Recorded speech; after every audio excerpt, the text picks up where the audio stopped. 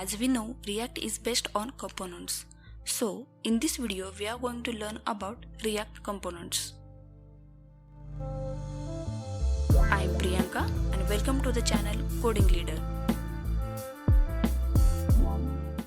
Components let you split the UI into independent reusable pieces and think about each piece in isolation. As shown in figure, one page is made up of different components and each one is independent and containing its own functionality and logic.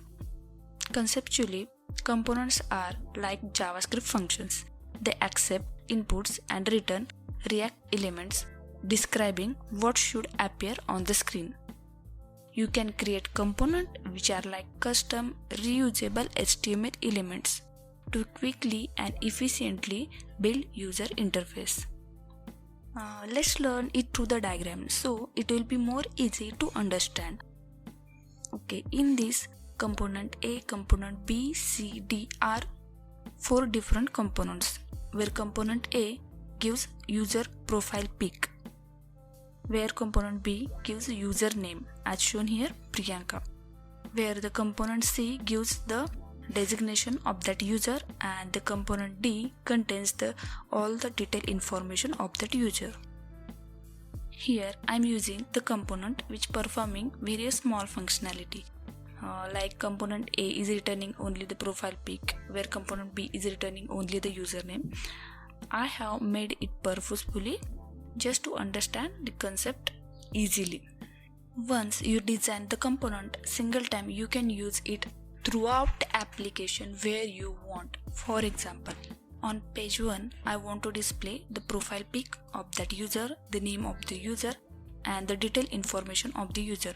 So I import the component A, B, and D and I place it on the page where I want, and I will get result as.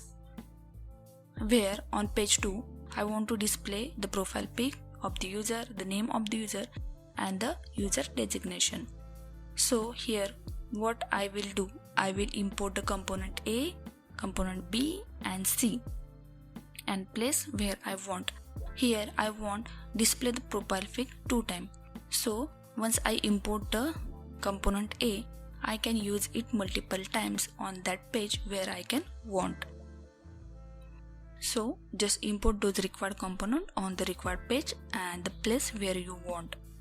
When you did the changes in any component, for example, if I change my profile pic in the component A, it will automatically reflected in page 1 and page 2.